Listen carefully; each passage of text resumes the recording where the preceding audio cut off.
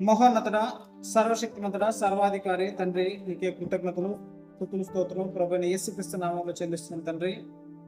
ఇంతవరకు నాయన తండ్రి నీ కృపదల మమ్మల్ని కాచి కాపాడి తండ్రి, సజీవులు ఉంచు తండ్రి, మా ప్రయాణం తోడు ఉండి, మా పనుల తోడు ఉండి తండ్రి. తండ్రి చక్కనైన ఆరోగ్యం ఇచ్చు తండ్రి, నీ కృపలో మమ్మల్ని బలపరచు తండ్రి. ఇటు రీతిగా నీ సన్నిధానం గడిపే అవకాశము తండ్రి ఇచ్చినందుకు నీకే కృతజ్ఞతలు చెల్లిస్తుంది తండ్రి. ఇదిగో తండ్రి నీ సన్నిధానం తండ్రి, సహోదరుల గ్రూపులు తండ్రి, నీ గ్రంథంలో ఉన్న మాటలు తండ్రి ఆలోచించుచుండకు తండ్రి, సమయోచితమైన జ్ఞానం దయచేయమని కోరుతున్నాం తండ్రి. పరిశుద్ధాత్మ శక్తిని సహాయం దయచేయమని కోరుతున్నాం తండ్రి. ఇదిగోనండి తండ్రి, ఇందులో చెప్పబడుతున్న మాట తండ్రి అపార్థాన్ని చేసుకుంటున్న తండ్రి, నీ వాక్యంలో ఉన్న మాటలకు తండ్రి లోబడి తండ్రి, నీ వాక్యం ఏం చెప్పిండో ఆలోచన చేసుకు తండ్రి మా అందరికి మనసును దయచేయమని కోరుతూ ఉన్నాం తండ్రి. ఇదిగోనండి తండ్రి, నేను కేవలం నా హెచ్చింపు కొరకు, నా గంట కొరకు చెప్పకు తండ్రి, నీ మాటలకు లోబడి తండ్రి, నీ మాటలకు లోబడి నీ గ్రంథంలో ఉన్న వాస్తవాన్ని తండ్రి చెప్పుటకు కృప చూపించమని నీ పరిశుద్ధాత్మ సహాయాన్ని కోరుతూ ఈ ప్రార్థన మా ప్రభు రక్షకుడు నీ కుమారుడైన యేసుక్రీస్తు వారి పేట ప్రార్థన మనం అడిగి పెడుతున్నాం తండ్రి, ఆమేన్. మంచిది ప్రియ సహోదరులారా, నేటి దినం ఎన్నుకున్న అంశము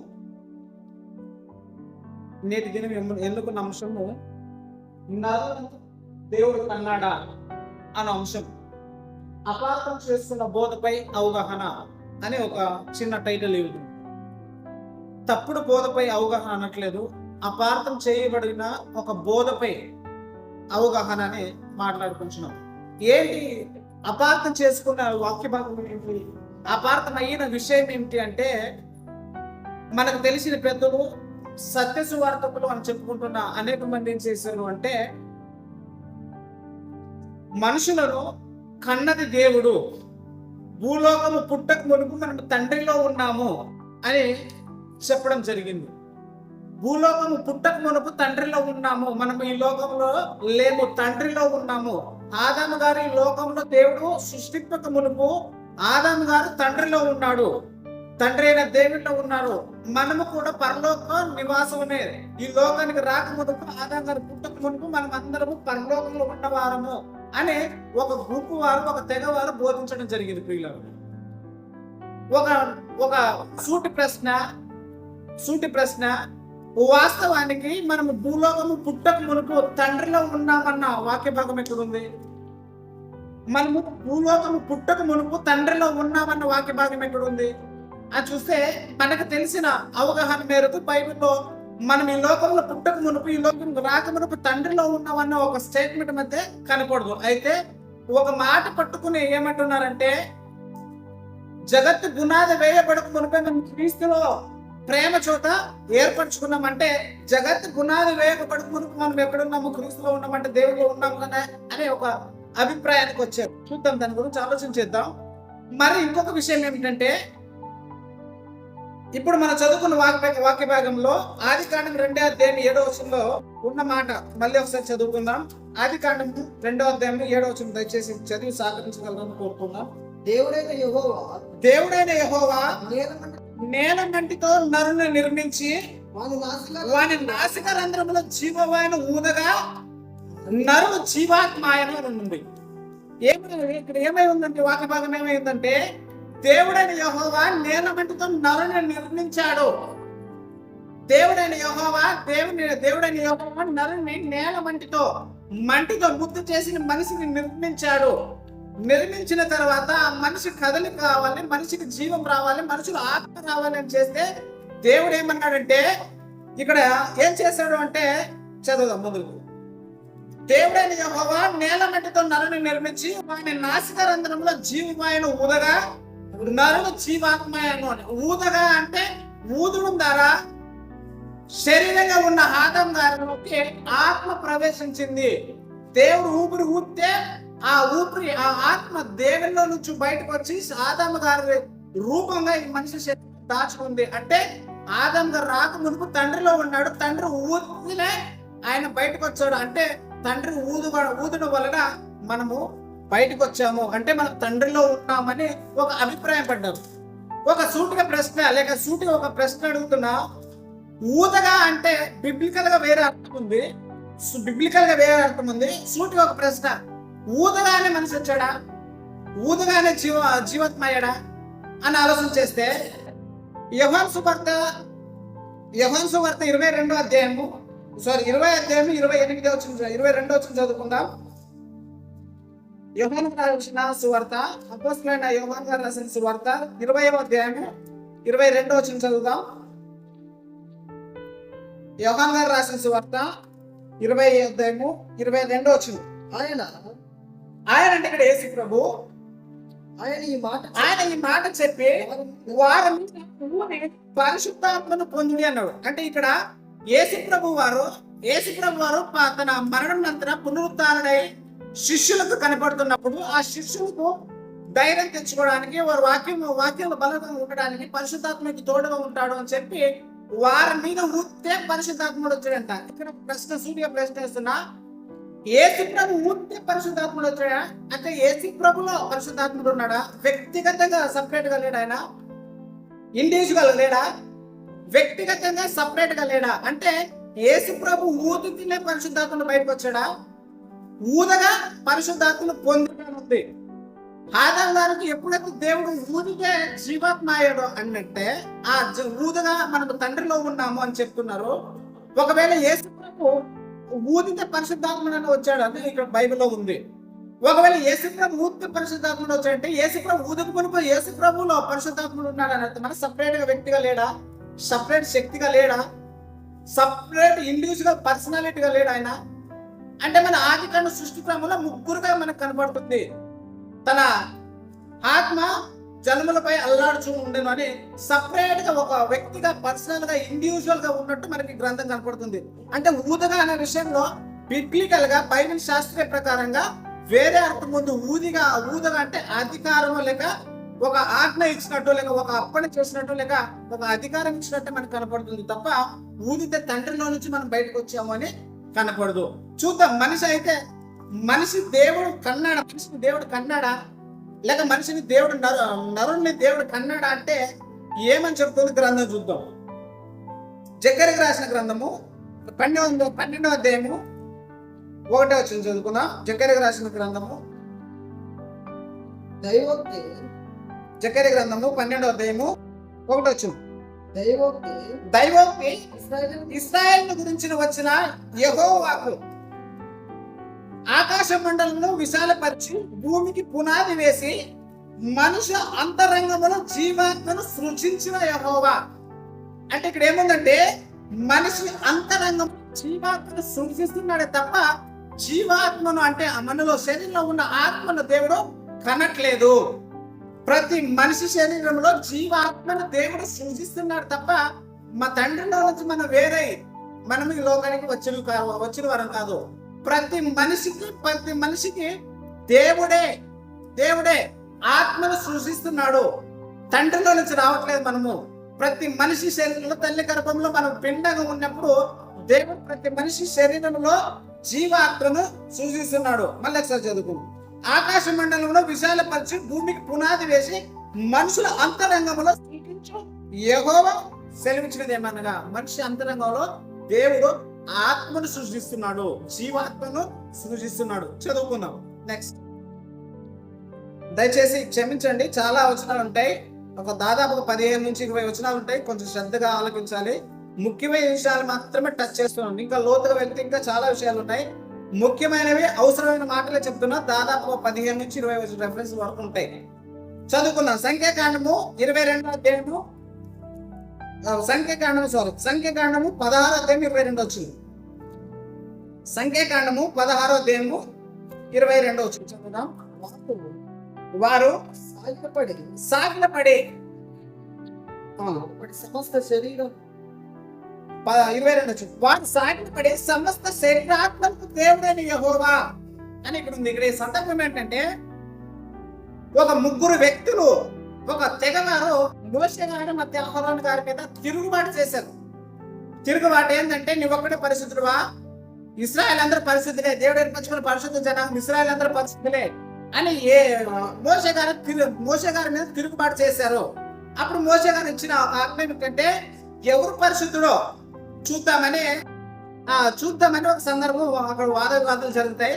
అప్పుడు ఏం చేశారంటే దేవుడికి మొరపెడుతున్నారు మోషే గారు మరి అహరోను గారు దేవుడికి మొరపెడితే మీరు ఎవరెవరినంటే కొరహు, కొరాహును మరి 3 వ్యక్తులు ఉంటారు. ఆ వ్యక్తుల్ని మాత్రమే వారి పక్కన చుట్టుముతున్న పక్క వారు మాత్రమే విడిచిపెట్టి మీరు అందరూ నీతో పాటు వచ్చే వాళ్ళందరూ సపరేట్ గా ఉండండి, వాళ్ళు నాశనం చేస్తానని దేవుడు ఇచ్చిన ఆజ్ఞ ఇచ్చినప్పుడు జరుగుతున్న సందర్భం ఏమిటంటే, అప్పుడు ఈయన సాగిన పడి 20 చదువుదాం.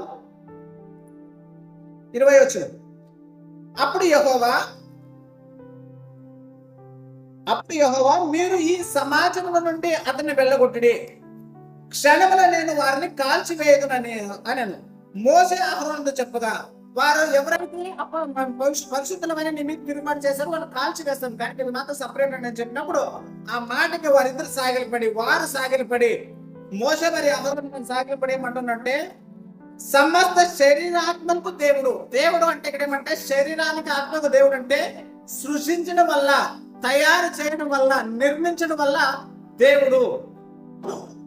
శరీరాన్ని నిర్మించినది దేవుడు, ఆత్మను నిర్మించినది దేవుడు, ఆ శరీర ఆత్మను సృష్టించిన దేవుడు, ఆత్మకు దేవుడు అని యెహోవా అని వారు దేవునికి మొరపెట్టడం జరుగుతుంది. నెక్స్ట్ యోబు గ్రంథము 33:4.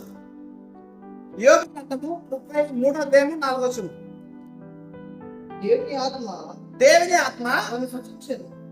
దేవుని ఆత్మ నన్ను సృజించెను. శరీరం లేక ఆత్మను గురించి మాట్లాడుతున్నాడా? ఆయన జీవం ఉండగా మాట్లాడుతున్నాడా, లేక కేవలం మరణం పొందిన తర్వాత శరీరమే ఒట్టి శరీరం మాట్లాడుతున్నాడు?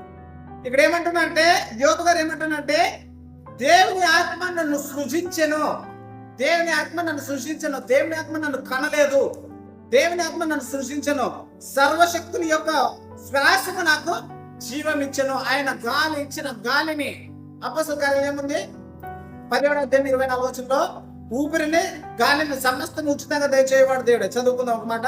అపోస్తలుల కార్యం 17. అపోస్తలుల కార్యం 17వ అధ్యాయం. అపోస్తలుల కార్యం 17వ అధ్యాయం 24 చదువుకుందాం. జగత్తును సమస్తము నిర్మించిన దేవుడు తానే ఆకాశమును భూమికి ప్రభు అయినందున అష్టకృతములైన ఆలయంలో నివసింపుడు. ఆయన అందరికి జీవమును ఊపిరిని సమస్తము దయచేయవాడు, సమస్తము దయచేయవాడు. జీవమును ఊపిరిని సమస్తము దేవుడు దయచేస్తున్నాడు. అంటే జీవమును ఊపిరిని దేవుడు కలుగు చేశాడు, గాలిని దేవుడు కలుగు చేశాడు, ఊపిరిని దేవుడు కలుగు చేశాడు. ఈ జీవమును సమస్తం దేవుడే దయచేశాడు, దేవుడే కలుగు చేశాడు. నెక్స్ట్ కీర్తనకు రాసిన గ్రంథము 139వ అధ్యాయము. కీర్తనకు రాసిన గ్రంథము 139వ అధ్యాయం 14-15. నీవు నన్ను కలుగు చేసిన విధము చూడగా 13 చూద్దాం.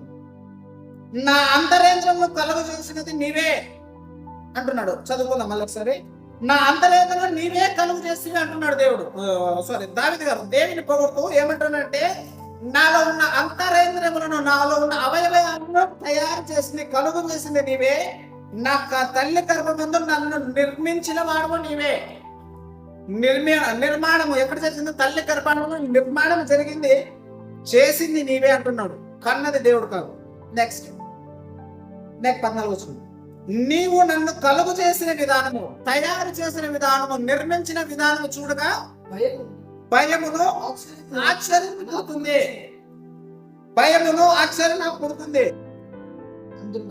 దేవుడు కలుగు చేసిన విధానం చూడడం వల్ల భయం, ఆశ్చర్యం కలుగజేస్తుంది. మనిషి శరీరంలో ఉన్న అంతరేంద్రమును, మనిషి శరీరంలో ఉన్న ఆత్మను దేవుడు కలుగు చేశాడు, నిర్మించాడు. నెక్స్ట్ చదువుకుందాం. అందును బట్టి నెక్స్ట్ యెషయా గ్రంథము 64వ అధ్యాయం. యెషయా గ్రంథము 64వ అధ్యాయము 8వ వచనం.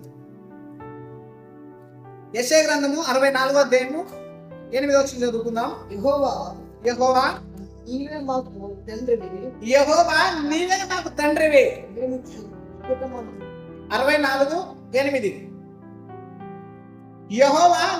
మాకు తండ్రివి, మేము చిగటమన్ను, నీవే మాకు కుమ్మరివాడువు, మేమందరం నీ చేతి పని ఉన్నాము. అంటే ఇక్కడ ఏమంటుందంటే, యెహోవాకు తండ్రి అంటే మమ్మల్ని నిర్మించిన వాడు కుమ్మరి, లేక నిర్మాణకుడు, సృష్టికర్త అని అర్థం వస్తుంది. తండ్రి అంటే సృష్టికర్త, నిర్మాణకుడు. కుమ్మరివాడు అని అర్థం వస్తుంది. యెహోవా నీవే మాకు తండ్రివి, మేము జిగటమని, నీవు మాకు కుమ్మరివాడు, మేమందరం నీ చేతి పని అని చెప్తున్నాడు. నెక్స్ట్ యెషయా గ్రంథం, అదే యెషయా గ్రంథము 54వ అధ్యాయం 5వ వచనం. యెషయా గ్రంథము 54వ అధ్యాయం 5వ వచనం చదువుకుందాం.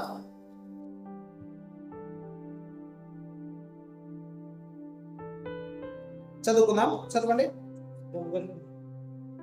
యెషయా గ్రంథము 54:5 వచనం. నిన్ను సృష్టించిన వాడు నీకు భర్త ఉన్నాడు. మనుషులను సృష్టించిన ఆయన ఏమైనాడంటే ఇశ్రాయేలు జనాంగానికి భర్తగా పోల్చుకున్నాడు, ఒక అధికారిగా పోల్చుకున్నాడు, ఒక బాధ్యునిగా పోల్చుకున్నాడు. ఒక స్త్రీ మీద ఒక అధికారం ఎలాగైతే పురుషునికి ఉంటుందో, భార్య మీద భర్తకి ఎలాగైతే అధికారం ఉంటుందో, మీరు నా స్వకీయ సంపాద్యము, మీరు నా సొంత జనులు, నేను మీ భర్త అయినాను, మీ మీద అధికారి అయినాను, మిమ్మల్ని సృష్టించింది నేనే అంటున్నాడు. మళ్ళీ చదువుకున్నాం. నిన్ను సృష్టించిన వాడు నీకు భర్త అయినాడు అని సైన్యములకు అధిపతి యెహోవా అని ఆయనకు పేరున్నది. మనుషులందరిని సృష్టించిన దేవుడు సైన్యములకు అధిపతి యెహోవా. చదువుకుందాము. మలాకి గ్రంథము 2వ అధ్యాయం 10వ వచనం. మలాకి గ్రంథం 2వ అధ్యాయం 10వ వచనం. మలాకి గ్రంథం 2వ అధ్యాయం 10వ వచనం. మనందరికి తండ్రి ఒక్కడే కాడా? మనందరికి తండ్రి ఒక్కడే కాడా? ఒక్క దేవుడే మనల్ని సృష్టింపలేదా? మనుషులందరూ ఒకే దేవుడు సృష్టించాడు. లోకంలో కొలువబడుతున్న అనేక దేవదేవతలను మనుషుల్ని సృష్టింపలేదు. ఒక్క దేవుడు మాత్రమే మనుషులను సృష్టించాడు, కనలేదు. దేవుడు మనిషిలో ఉన్న ఆత్మలను, మనిషిలో ఉన్న సమస్తము అంతరేంద్రములను కలుగ చేసినది దేవుడే. మనందరికి తండ్రి ఒక్కడే కాదా? ఒక్క దేవుడే మనల్ని సృష్టింపలేదా? ఆ ఒక్క దేవుడే సైన్యములకు అధిపతి యెహోవా అని ఆయన పేరు. మనలందరిని కన్నందుకు, మనలందరిని సృష్టించినందుకు మనకు ఆయన తండ్రి. మనల్ని నిర్మించినందుకు ఆయన మనకు తండ్రి. అందరి బట్టి తండ్రి అవుతున్నాము తప్ప మనల్ని కన్నందుకు మనము దేవుని తండ్రి అనకూడదు. మనల్ని దేవుడు కనలేదు, మనల్ని దేవుడు సృష్టించాడు. జకర్యా గ్రంథం ఏముంది? జీవాత్మను సృజించేవాడు యెహోవాయే. చదువుకుందాం మళ్ళీ ఒకసారి. జకర్యా గ్రంథం 12వ అధ్యాయం 2వ వచనం. జకర్యా గ్రంథం కొంచెం పేజ్ టర్న్ చేయండి. 12వ అధ్యాయం 2వ వచనం చదవండి. మొదటి వచనం. ఆకాశ మండలను విశాలపరిచి భూమికి పునాది వేసి మనుషుల అంతరంగములో జీవాత్మను సృజించువాడు యెహోవా. సృజించు ఆయన దేవుడు, ఆయన పేరు యెహోవా. మనుషుల జీవాత్మను సృజించు ఆయన యెహోవా దేవుడు.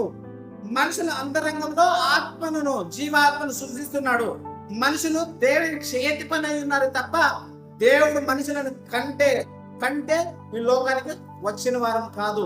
దేవుడు మహోన్నతుడు, దేవుడు మహా సర్వశక్తిమంత కలిగిన దేవుడు. మనుషుల్లో దేవుడు ఏమంటున్నాడు? యేసుప్రభు లోకానికి వచ్చినప్పుడు ఇశ్రాయేలు యూదులు ఏమంటారంటే మేము అబ్రాహాం సంతానం అని రొమ్మెరుచుకొని చెప్తున్నారు, లేదా బిల్డప్ మీద చెప్పుకుంటున్నారు. యేసుప్రభు ఏమంటున్నాడు? దేవుడు తలుచుకుంటే ఈ రాళ్ళ ద్వారా కూడా పిల్లల్ని పుట్టించగలడు. దేవుడు సర్వశక్తిమంతుడు. దేవుడు అనుకుంటే రాళ్ళ ద్వారా కూడా మనుషులు సృష్టించగలడు. దేవుడు సర్వశక్తిమంతుడు. మనుషులను తయారు చేసే క్రమము, తయారు చేసే విధానము, తయారు చేసే శక్తి దేవునిలో తప్ప మనుషులకి ఎవరికి లేదు. మనుషుల్లో అంతరంగంలో సృష్టించినది యెహోవా. చదువుకుందాం. రోమీయులకు రాసిన పత్రిక 9వ అధ్యాయం 20వ వచనం. చాలా ముఖ్యమైన విషయం ఇక్కడ. రోమీయులకు రాసిన పత్రిక 9వ అధ్యాయం 20వ వచనం చదువుకుందాం. అవును గాని ఓ మనుషుడా, దేవునికి ఎదురు చెప్పుటకు నీవెవడవు? నన్నెందుకు చేసినవని రూపింపబడినది రూపింపవానితో చెప్పునా? ఒక మనిషి ఒక కుండను తయారు చేశాడంటే కుండ నన్ను ఎందుకు ఈ ఆకారం ఇచ్చాడని మనిషి అనగలడా? కుండ అనగలదా? కుమ్మరి వాడు ఒక కుండను తయారు చేస్తే ఆ కుండను నిర్మింపబడిన కుండ నన్ను ఎందుకు ఇలా రూపింపబడుతుంది, నన్ను ఎందుకు ఇలా తయారు చేసేవని ఆ కుండ కుమ్మరి వాడిని అడగలదా? మనిషిని నిర్మించిన దేవుడు ఆ మనిషి దేవుడిని అందరినీ ఇలా చేస్తున్నాడంటే విప్లవించున్నాం. నేనే కూడా దేవునికి ఎదురు తిరిగితే నా ముందు దేవుడు నిలవలేడు అంటున్నాడు. నేను తలుచుకుంటే నీకు నా చేతి నుంచి దేవుడు కూడా నేను కాపాడలేడని బిల్డపిస్తుంది. మనిషి దేవుని చేత రూపింపబడిన వ్యక్తి తప్ప దేవుని మీద పై అధికారి మనిషి లేడు. మనుషులు దేవుని కొరకు నిర్మింపబడిన వారు, దేవుడే నిర్మింపబడిన మనుషులు తప్ప దేవుని మీద పెత్తనం చేయడమో, దేవుని మీద తిరుగుబాటు చేయడమో, దేవునికి అతిక్రమం బతకడమో, దేవునికి ఎదురెళ్ళి బతకడమో మనుషులు చేత కాదు, మనుషుల పని కాదు. చదువుదాం మళ్ళీ ఒకసారి అదే వచ్చి చదువుకున్నాం.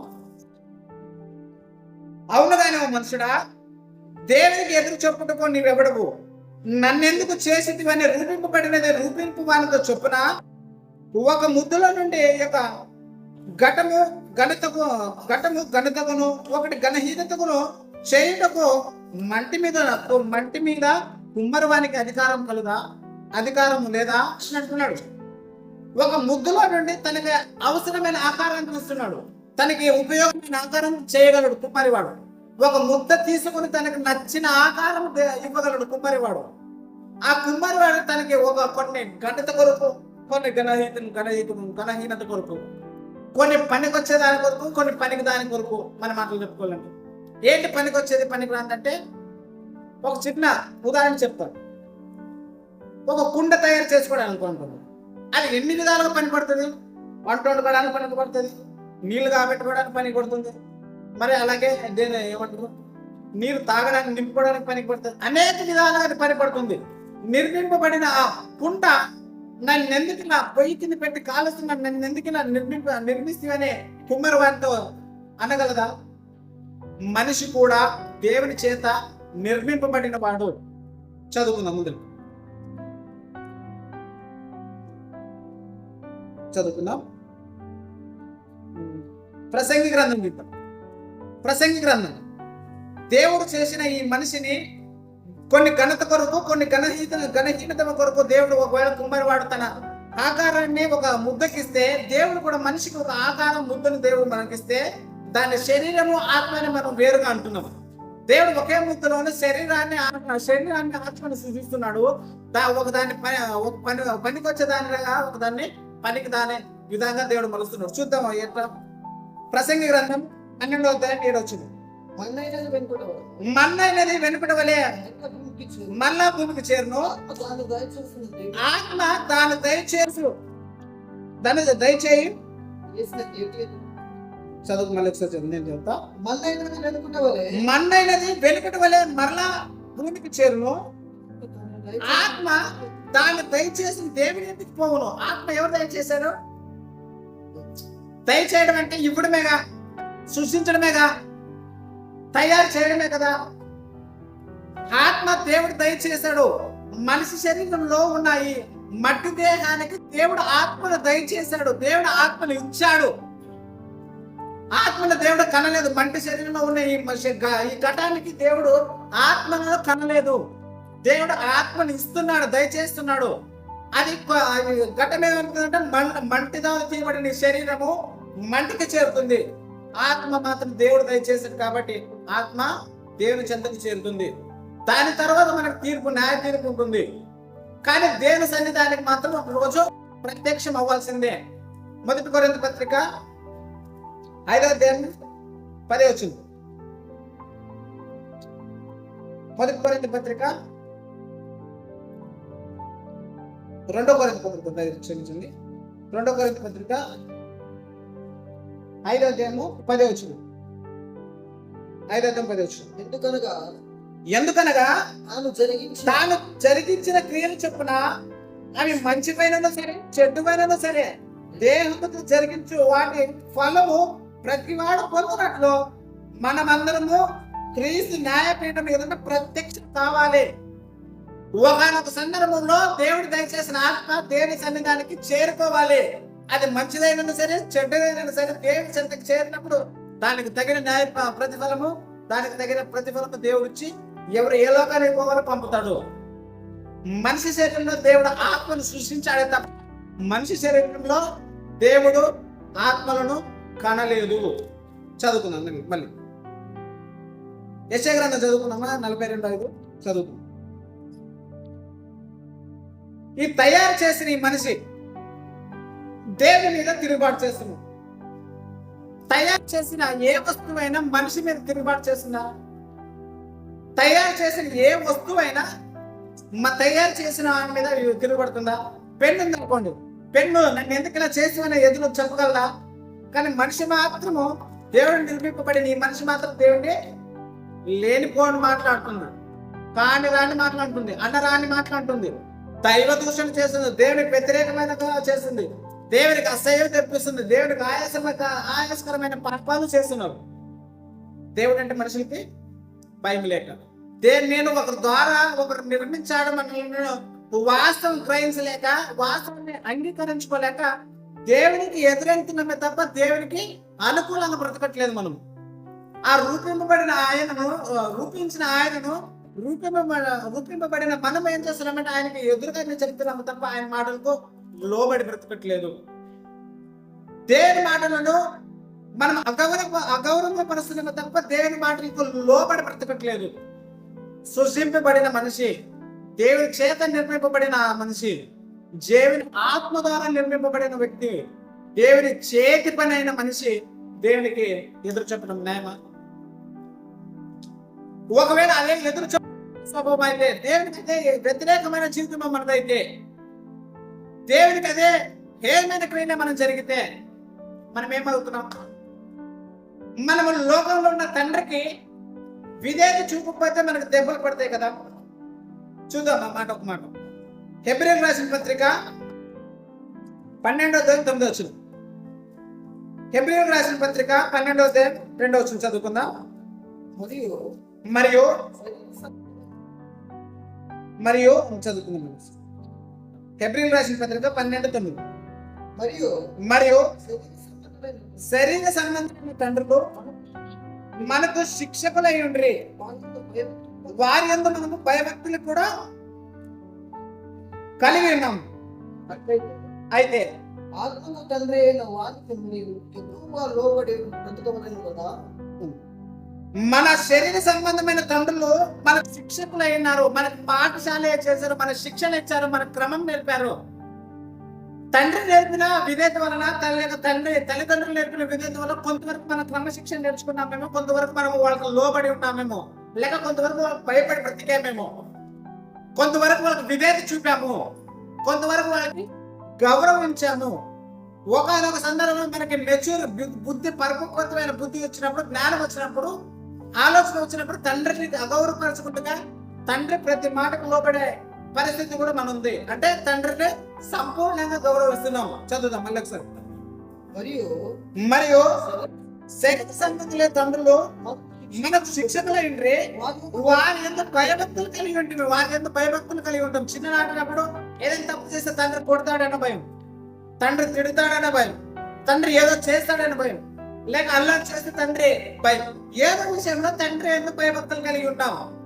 ఒకనొక సందర్భంలో మనకు ఆలోచన వచ్చినప్పుడు, మనకు బుద్ధి వచ్చినప్పుడు తండ్రి పట్ల మనము గౌరవం పెంచుకున్నాము, తండ్రి మీద గౌరవం పెరిగింది. అప్పుడు ఆయనకి ఎదురు మాట్లాడకుండా, ఆయనకి వ్యతిరేకంగా ఉండకుండా విధేయత చుట్టూ బ్రతికాము. అయితే అట్లయితే ఆత్మకు తండ్రి అయిన వానికి మరీ ఎక్కువగా లోబడి బతకాలి కదా. ఆత్మకు తండ్రి అయిన వానికి మరీ ఎక్కువ లోబడి బతకాలి కదా. శరీర సంబంధులైన తండ్రులకు మనం లోబడి బ్రతుకున్నాం. ఇది ధర్మం, ఇది క్రమము, ఇది పద్ధతి.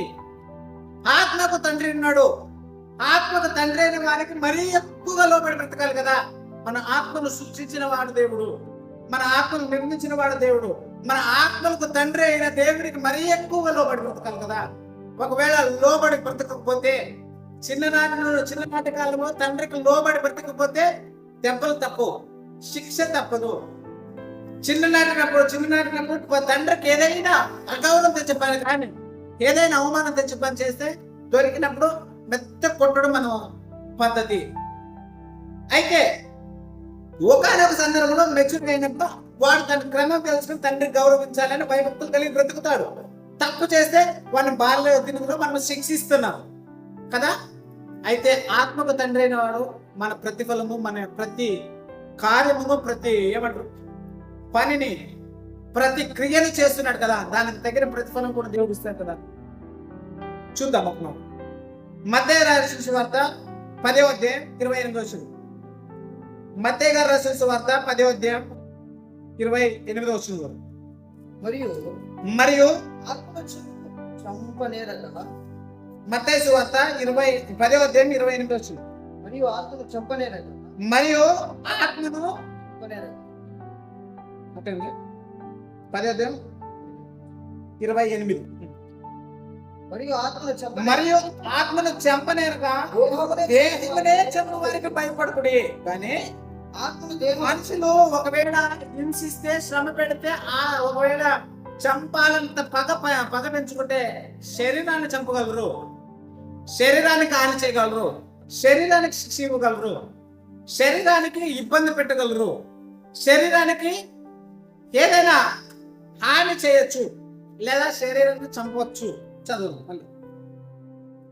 మరియు ఆత్మను చంపనేరక దేహాన్ని చంపు వారికి భయపడుకుడు. కానీ ఆత్మను దేహం నరకమును నశింపు చేయడానికి మిక్కిలి భయపడుడి అంటున్నాడు. శరీరం మీద, ఆత్మ మీద దేవునికి సర్వాధికారం ఉంది. దేవుడు నిర్మింపబడిన ఈ శరీరము దేవుడు తయారు చేస్తే, ఆయన చేతి ద్వారా నిర్మిస్తేనే తయారు చేయబడిన ఈ శరీరానికి సర్వాధికారం దేవుని చేతిలో ఉంది. దేవునికి హేయమైన క్రియలు, దేవునికి అసహ్యమైన క్రియలు చేస్తే రూపింపబడిన ఈ శరీరము రూపింపబడిన ఎదుట ఒక రోజు నిలబడాలి. ఆ రోజు రూపింపబడిన ఈ శరీరము రూపింపబడిన ఆయనతో వాదనకు దిగగలదా? ఆయనకి సమాధానం చెప్పగలదా? అర్థమవుతుందా పిల్లలు? రూపింపబడిన శరీరము రూపించిన ఆయన కళ్ళ మొదట ఆయన ఎదుట ప్రత్యక్షమైన ఆ సందర్భం వచ్చినప్పుడు ఈ శరీరంలో ఉన్న ఈ రూపము, లేక ఈ శరీరంలో ఉన్న ఈ ఆకారము, చేసిన పనిని, చేసిన క్రియలను ఆయన లెక్క అడుగుతున్నాడు. ఆ రోజు సమాధానం చెప్పే అవకాశము మనకు దొరికితే, దేవునికి ఎదురాడే, దేవునికి సమాధానం చెప్పే, దేవునికి జవాబు చెప్పే దేవునికి జవాబు చెప్పే సామర్థ్యం మనలో ఉందా? అర్థమవుతుందా? శరీరానికి హాని చేయవారికి మీరు భయపడకుడు. కానీ ఆత్మను శరీరమును నరకములు వేసి నశింప చేయగలవానికి మిక్కిలి భయపడాలి. ఆ తండ్రి, ఆ దేవుడు, ఆ సృష్టికర్త మనలను సృష్టించిన ఆ తండ్రి శరీరాన్ని, ఆత్మను నరకములు వేసి నశింపజేసిన శక్తి ఆయనకుంది. తప్పు చేస్తే మనము పిల్లల్ని దండించడం మనకు ధర్మం అయితే, మన శరీరం ద్వారా, ఆత్మ ద్వారా చేసిన పాపాలు మన శరీరాన్ని కండుకుంటే దండించే సర్వాధికారము తండ్రి అయిన దేవునికి ఉంది, సృష్టికర్త అయిన దేవునికి ఉంది. మన ఆత్మ దేవుని చేత నిర్మించబడినది తప్ప దేవుడు మనలను కన్నవాడు కాదు. అయితే మరి మనం అందరం ఆదాగారం నుంచి వచ్చిన వారం కదా అని బైబిల్ చెప్తుంది కదా అంటే, అవును, ఆబ్వియస్లీ ఆదాగారం నుంచి వచ్చిన వారమే, కాదనట్లేదు. మనం అందరము ఆదాగారం నుంచే కదా, తండ్రి నుంచి తల్లిలోకి వస్తున్నాము, వీరే కణాల ద్వారా మనం ఉత్పత్తి అవుతున్నాం అంటే అవును, కాదనట్లేదు. అయితే తండ్రిలో ఉన్న వీరే కణమేముందో అది ఆత్మ కాదు. కేవలం శరీరానికి సంబంధించిన పరికరాలు తయారు చేసే శక్తి దానికి పెట్టాడు దేవుడు. కేవలము శరీరానికి నిర్మాణం ఏదైతే పరికరం అవసరమో, ఏదైతే వస్తువులు అవసరమో, ఆ శరీరమే తండ్రి నుంచి తల్లిలోకి, తల్లి నుంచి అండంగా మారి, పిండంగా మారి, గర్భంగా ధరించి పిల్లలు పుడుతున్నామే తప్ప ఈ మా తండ్రిలో ఉన్న కణమే ఆత్మ కాదు. శుక్ర కణంలో ఆత్మ లేదు, ఏ కణంలో ఆత్మ లేదు. దేవుడు మనలో పెట్టిన ఆ కణములోను ఎక్స్ అనే ఆ కణము కానీ, వై అనే ఆ కణము కానీ కేవలము దేవుడు శరీరానికి సంబంధించిన, అవయవాలకు సంబంధించిన పరికరాలు మాత్రం పెట్టాడు. జీవాత్మను సృజించువాడు దేవుడు. జీవాన్ని సృజించేది, ఆత్మను సృజించేది దేవుడే తప్ప దేవుడు మన శరీరంలో తండ్రి ద్వారా, తల్లిలోకి, తల్లి ద్వారా మన శరీరంలోకి రాకొచ్చే వీర్యకణంలో దేవుడు ఆత్మను పెట్టలేదు. వీర్యకణంలో దేవుడు ఆత్మను పెట్టలేదు.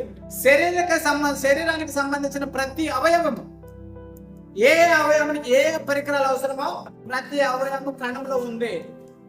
ఒకవేళ నా ప్రశ్న, ఒకవేళ కణంలోనే కూడా ఆత్మ ఉంది అంటే ఆత్మ బ్రతికుండాలి కదా.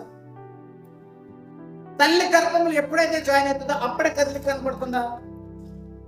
తల్లి గర్భములో ఎప్పుడైతే ఆ కణము ఎంటర్ అవుతుందో, ఎప్పుడైతే ప్రవేశిస్తుందో, ఆ క్షణం నుంచి తల్లి గర్భంలో అది పనిచేస్తుందా, అది కదిలిస్తుందా? మా మెడికల్ ప్రకారంగా, సైన్స్ ప్రకారంగా ఏంటంటే, ఒక తల్లి గర్భంలో కదలిక ఎప్పుడు పుడుతుంది అంటే సుమారుగా ఎంత తక్కువ అనగా 4 వారాలు కావాలి. సుమారు ఎంత తక్కువ అనగా 4 వారాలు కావాలి. ఆ 4 వారాల్లో దేవుడి శరీర కణములో లేదా ఆ పిండములో ఆత్మని సూచిస్తున్నాడు తప్ప ఆ కణంలోనే ఆత్మ అయితే లేదు. ఆ కణంలో ఆత్మ ఉన్నట్టు బైబిల్లో మనకి ఎక్కడ సమర్థించట్లేదు. జీవాత్మని యెహోవా సృష్టిస్తున్నాడు. నన్ను సృష్టించిన ఆత్మని యోబు గారు అంటున్నారు. చక్కెర గంధం ఏమంటున్నాడు? జీవాన్ని సృష్టించువాడు దేవుడే యెహోవా అని చెప్తున్నాడు. అంటే శరీరానికి అవసరమైన పరికరాలు తండ్రి నుంచి తల్లిలోకి, తల్లి నుంచి మన శరీరాన్ని ధరించుకుంటుంది తప్ప ఆత్మను మాత్రం దేవుడే దయచేయాలి. ఆత్మ దాన్ని దయచేయడానికి మరలా చేరుతుంది. శరీరానికి అవసరమైన ఆత్మ మాత్రమే జీవిస్తుంది కదా. శరీరంలో ఉన్న ఒకవేళ తల్లి గర్భంలో వెంటనే ఆత్మ ఉన్నదంటే, తల్లి గర్భంలో ప్రవేశించిన తర్వాత 4 వారాలు ఏం చేస్తుంది? అప్పుడు నిర్జీవమైనది కదండి, కదలిక లేనిదే కదా. నిర్జీవమైన దాంట్లో ఆత్మ ఉంటుందా?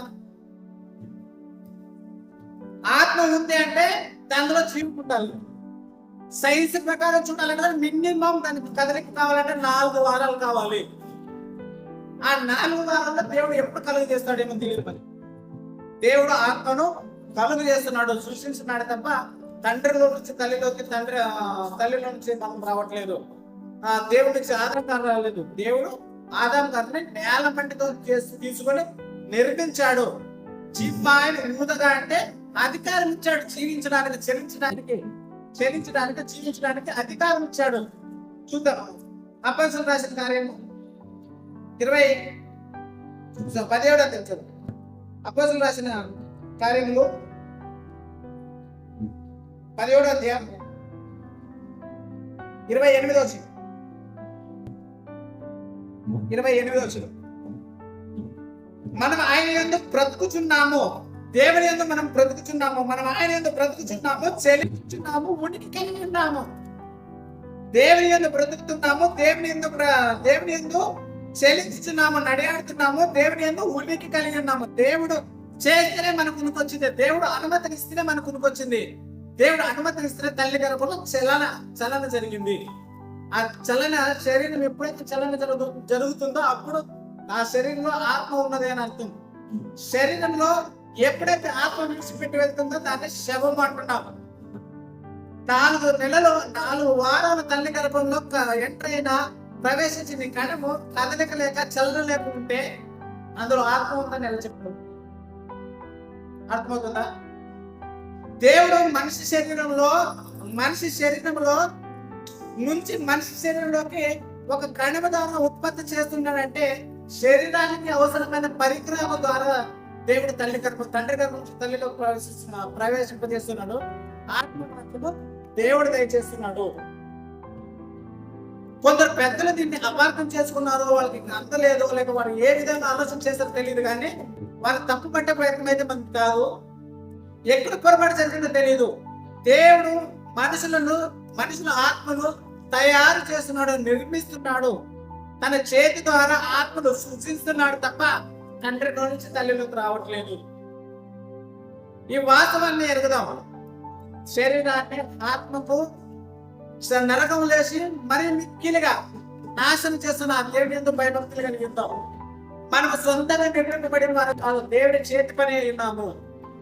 దేవుని చేతి పని అయిన మనుషులము దేవుడి మీద విర్రవీయడము, దేవుడికి అతిక్రమం చేయడము, దేవుడి మీద కోపపడము, దేవునికి ఎదురు ఒకనొక రోజున దేవుడు ప్రత్యక్షమవలసిన దేవుడి ఎందుకు మనం ప్రత్యక్షమవలసిన సమయం ఉంది.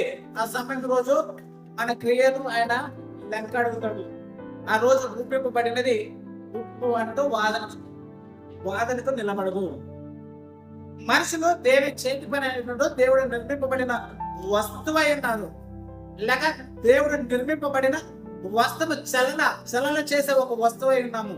దేవుడు ఒక విధంగా మనుషుల చేత దేవుని చేత మనుషులు నిర్మింపబడిన వారు తప్ప దేవుని ద్వారా దేవునిలో నుంచి మనము వచ్చిన వారం కాదు.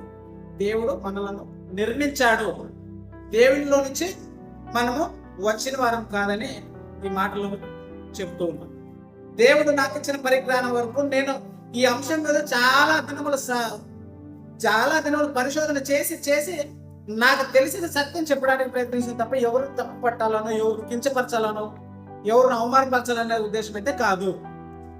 నాకు తెలిసిన దేవుడు ఇచ్చిన నాకు తలంత మేరకు దీన్ని పరిశీలన చేసి తీసుకున్న ఒక అంశమే దేవుడు మనిషిలో ఉన్న శరీరాన్ని సృష్టించినాడు తప్ప కన్నట్లేదు. కాబట్టి రూపింపబడిన శరీరము రూపింపబడిన అనేది మిక్కిలి భయముతోనూ వణుకుతోనూ ఆయన యందు భయభక్తులు కలిగి ఉందాం. ఆయనకి ఇష్టానుసారంగా బ్రతకడానికి ప్రయత్నిద్దాం. జీవిత కాలం వరకు ఆయనకు సేవిద్దాం. ఈ వస్తువు రూపింపబడిన ఈ శరీరము ఒకానొక రోజు దేవుని సన్నిధిలో నిలబడాలి. ఆ నిలబడిన సన్నిధిలో నిందారహితుడుగా ఉండాలని దేవుడు కోరుతున్నాడు.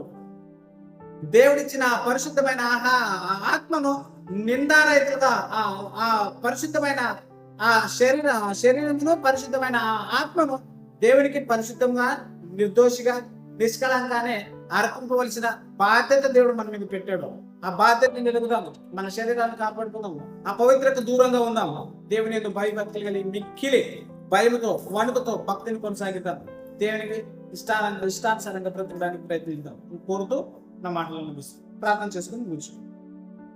మహోన్నతుడా, సర్వశక్తివంతుడా, సర్వాధికారి తండ్రి, ఇదిగో నన్ను తండ్రి నీ గ్రంథంలో ఉన్న మాటలు తండ్రి వాస్తవం తండ్రి మాకు తెలియజేసిన విధానం బట్టి నీకు కృతజ్ఞతలు చెల్లిస్తున్నాం తండ్రి. అవును దేవ తండ్రి, నీ చేతి పని ద్వారా తండ్రి నిర్మింపబడిన ఈ మనిషి తండ్రి నీకు విరోధిగా, నీకు ఎదురాడవారిగా ఉండకుండా తండ్రి నేను రూపింపబడిన వ్యక్తి, నేను రూపింపబడిన వానికి విధేయత చూపి బ్రతకాలనే ఒక సత్యాన్ని గ్రహించుకుంది తండ్రి. నీ యందు మరీ శ్రద్ధాశక్తితో కలిగి తండ్రి భయభక్తులు కలిగి నీకు నమ్మకంగా నీకు ఇష్టానుసారం మన జీవితం కొనసాగించడం అందరికీ తండ్రి ఆత్మ ప్రేరణ రెట్టింపు కలిగి చేయమని కోరుతూ ఉన్నాం తండ్రి. ఇదిగో నన్ను తండ్రి సహోదరు సహవాస కూడికలు తండ్రి నిశ్చితమైతే అభివృద్ధి పరచండి. అనేకులకు తండ్రి సత్యాన్ని తెలుసుకుని అనేకులకు తండ్రి ఒక బలమైన సాధన తండ్రి నీ పనిలో వాడుకున్నట్టుకు సహాయం చేయమని కోరుతూ ఉన్నాం తండ్రి. ఇదిగో నన్ను తండ్రి ఎందరైతే సహోదరులు ఇంకా పాల్గొన్న వారి కొరకు కూడా ప్రార్థిస్తున్నాం తండ్రి.